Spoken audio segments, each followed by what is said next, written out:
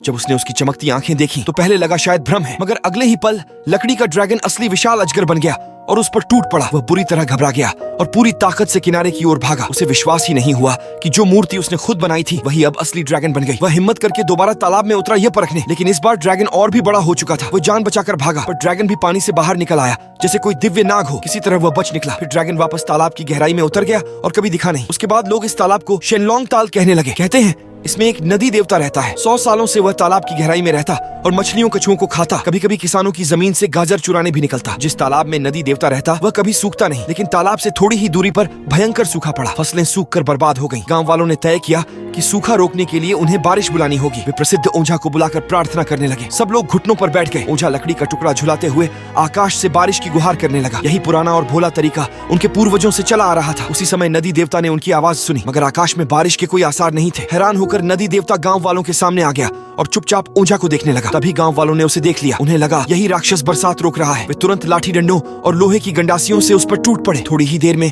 नदी देवता घायल हो गया। उन्होंने उसे बांधकर बलि चढ़ाने की ठानी ताकि वर्षा हो। नदी देवता ने रोते हुए कहा कि वह कोई राक्षस नहीं बल्कि सदियों से शांति से यहाँ रहने वाला नदी देवता है, मगर अज्ञान गांव वाले नहीं माने। तेज धूप से उसका शरीर सूखने लगा। वह आकाश से प्रार्थना करने लगा कि उसे न्याय मिले। अगले दिन उसने अपनी शक्ति से बारिश बुलाई। धूप अचानक गायब हो गई, बादल छा गए और बिजली चमकने लगी। तेज बारिश हुई और खेत हरे भरे हो गए। सब गांव वाले खुश हो गए। तब जाकर मुखिया को समझ आया कि यह सब नदी देवता का ही आशीर्वाद है, मगर जब उन्होंने उसे खोलना चाहा तब तक उसकी जान जा चुकी थी। सब लोग पछताने लगे। तालाब फिर पानी से भर गया और पहाड़ हरे हो उठे।